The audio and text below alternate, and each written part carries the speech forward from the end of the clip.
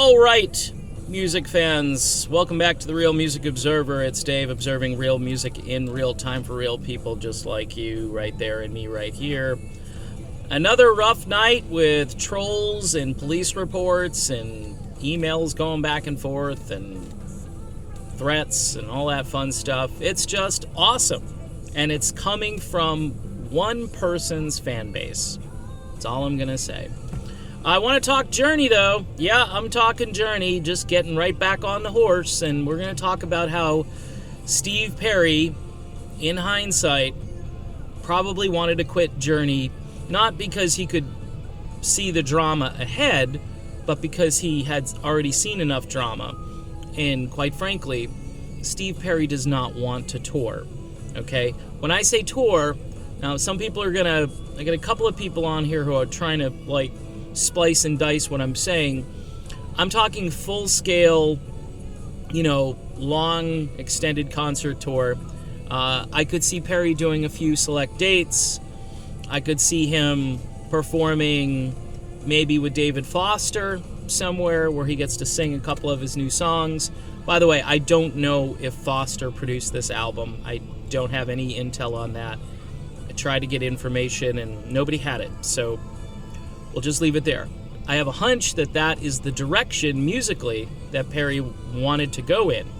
And if he's writing these deep, meaningful, cathartic songs about, his girlfriend and losing her and so forth, then to me, it's not going to be like guitars blazing, and it's going to be a vocal album with good music behind it. Good pop and melodic music. So that's my hunch. Again, that's what I'm thinking. But, I put it out there and someone said, well, this has been in chat rooms forever. This isn't groundbreaking revelations or anything. And you're right. It isn't. But it's just, stream of consciousness thinking by yours truly. And looking at the current state of things, there may have been more to the leaving of the band than just the hip injury and so forth. And although the hip may have just been a great way for Steve to get out, but I don't think, and I think 20 years of not touring isn't going to make Steve want to hit the road. Singing is a different thing, 3 years ago, he shows up with the Eels, sings a few songs, sounds rather rusty, sings in a lower key. It's still Steve Perry. The bottom line is, I was a little critical when I first heard that when he was out there, and I heard it, and I said, wow. But I'm thinking to myself, here's a guy who probably hasn't sung that much in 8 or 9 years, maybe if you look back at the David Pack sessions and so forth. He hasn't really gotten his voice a workout. And I don't think Perry wants to dive in to another fishbowl. His whole life has been about avoiding the fishbowl. He was burnt out. They took the thing as far as they could. They got Augeri. They took it as far as they could. They got Arnel, and it appears that they've taken that as far as it will go. And with all the other added layers of frustration and back and forth between various members, but mostly one or two members. Arnel has said basically, look, this is what I did. I'm not ashamed of it.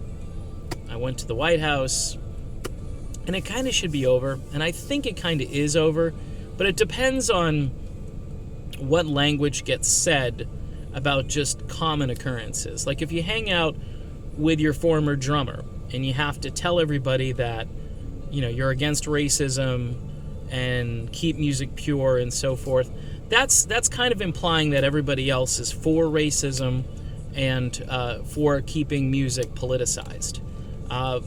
This isn't Crosby, Stills, Nash & Young. This is Journey. And everybody in the band, I think, understood and were in interviews and said, look, we don't do politics. And all of a sudden now we're in politics. Now you can blame the fact that they went to the White House. I'm going to make one last statement on this. The White House is nobody's house except for the people's house. Okay? It's our house. So I don't care who the occupant is. It's our house. I'm going to my house. If I had an opportunity to go, hell, everybody I've talked to, yeah, I'd go. Doesn't mean I'm endorsing the guy that's in there. Doesn't mean I like everything he's got to say or do. I mean, even presidents I like, I'm like sometimes just like pulling what's left of my hair going, why? Because politics absolutely suck, okay? And furthermore, politics don't accomplish anything.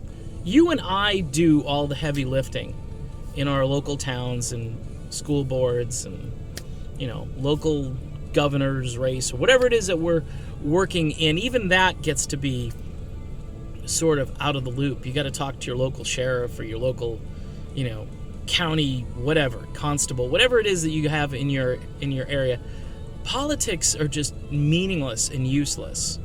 And getting back to Steve Perry, though, Perry, I think, knew that somewhere down the road that this thing was going to run out of gas. And one of the key things he says to Jonathan Cain when Cain calls him, he says, hey, if you do this, there's no turning back. Perry was more concerned about preserving the legacy that these guys had. And you could call it a short legacy. I mean, they're not the Rolling Stones, okay? Mick Jagger and what he had to do was quite different as a lead singer than what Steve Perry had to do, and then Odd Jerry, and then Arnell for a brief time, Jeff Scott Soto, Robert Fleischman, if you want to throw him in there.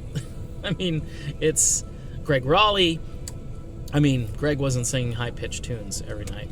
So the bottom line here is, I think Perry knew, he understood what was going to happen, and he pulled the plug, but more for him than anyone else. This was Perry's call, and his life was more important than anyone else's life. He had enough money, he had achieved enough success and fame, he had toured enough, he had sung enough, and this album that's coming out, I think it's just going to be sort of closure, a cathartic moment again for him, as he's even said. So that's my video. Little bit of Journey content today. We'll see how it's received on YouTube. Make sure you watch it, because every video now is being reviewed once it gets to 1,000 views. So they get the first 1,000 for free. And then once it gets to 1,000, then they manually review it, and it can be free to be monetized. And then, well, I might make $1 or $2. Who knows? Anyway, it's Dave, and I will chat again soon.